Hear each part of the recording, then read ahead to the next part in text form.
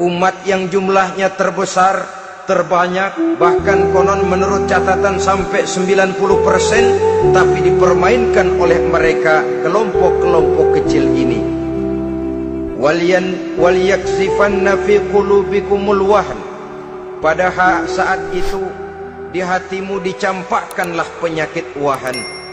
Sahabat kemudian bertanya, "Wa mal wahnu ya Rasulullah?" Apakah penyakit wahan itu ya Rasul? Beliau menjawab, hubbud dunya wa karahiyatul maut. Penyakit wahan itu tidak lain hubbud dunya wa karahiyatul maut. Terlalu cinta kepada dunia dan terlalu takut kepada mati. Materialistis dan takut resiko.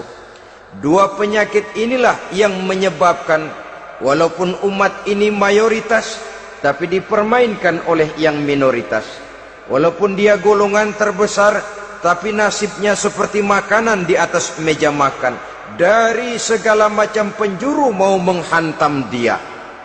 Saudara-saudara kaum muslimin yang berbahagia, ini merupakan analisa sosial bahwa pada suatu saat nanti akan terjadi di tengah-tengah umat di mana kita dihantam dan diserbu dari segala macam penjuru.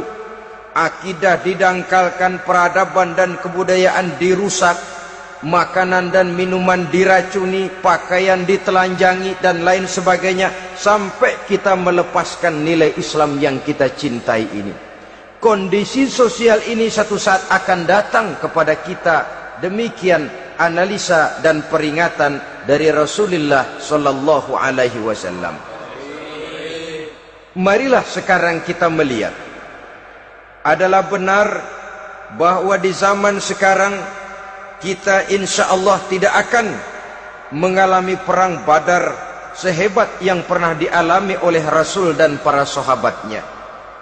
Tetapi sesungguhnya perang yang kita hadapi di zaman sekarang ini tidak kalah hebatnya dengan perang Badar, tidak kurang dahsyatnya dengan perang Uhud, tidak kurang ngerinya dari perang Khandaq. Hanya saja yang kita hadapi sekarang ini bukan ujung pedang, bukan ujung tombak, bukan ujung panah. Yang kita hadapi sekarang ini adalah perang akidah, perang ideologi, perang mempertahankan keyakinan.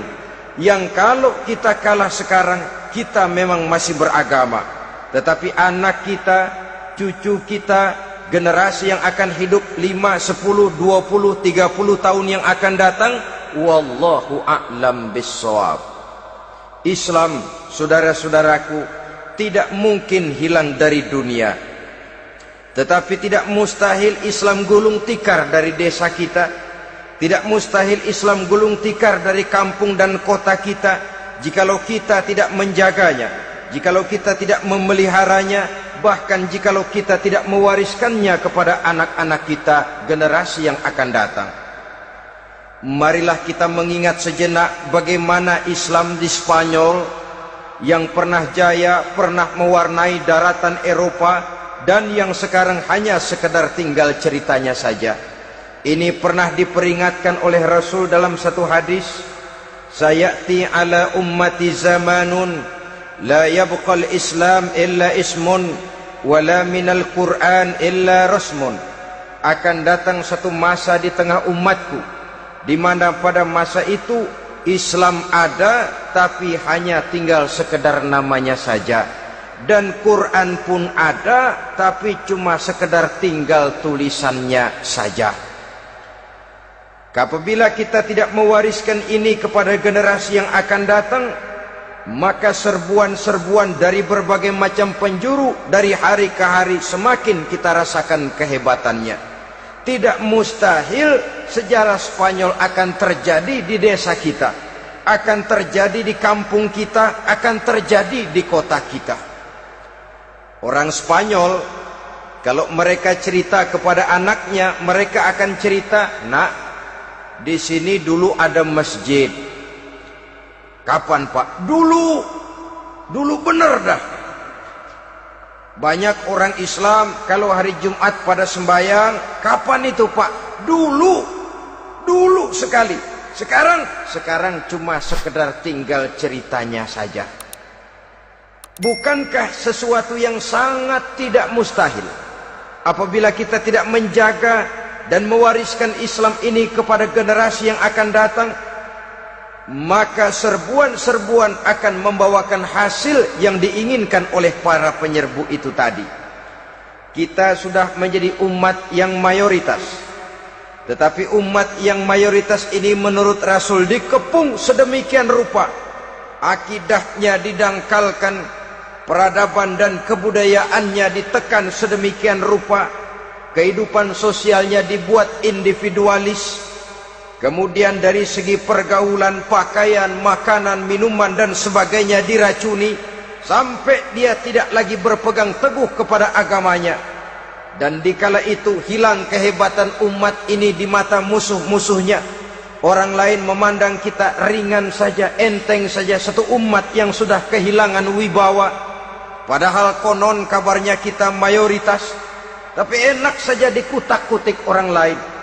Dan dikala itu di hati kita merajalela penyakit uahan. Penyakit uahan itu apa? Pertama, hubbud dunia, terlalu cinta kepada dunia.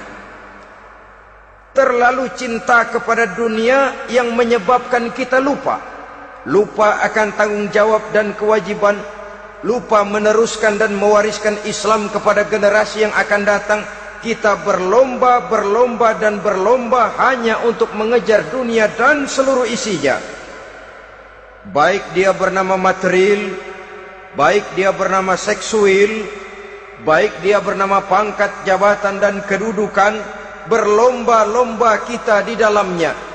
Sampai tercampaklah penyakit hubbud dunia di dalam hati ini. Berurat dan berakar dunia itu, sulit dan berat kita berpisah daripadanya. Akibatnya kemauan untuk berbuat demi dan atas nama agama sangat sulit terwujud di dalam kehidupan ini. Yang kedua, karahiyatul maut, terlalu takut kepada mati. Baik mati ajal, mati dalam artian yang sebenarnya, baik mati usahanya, baik mati karirnya, baik mati pangkat dan jabatannya. Sehingga dengan demikian akibatnya jatuhlah kita menjadi umat yang kehilangan wibawa di mata orang lain. Saudara-saudara kaum muslimin rahimakumullah, saya katakan tadi, perang yang kita hadapi di zaman sekarang adalah perang akidah.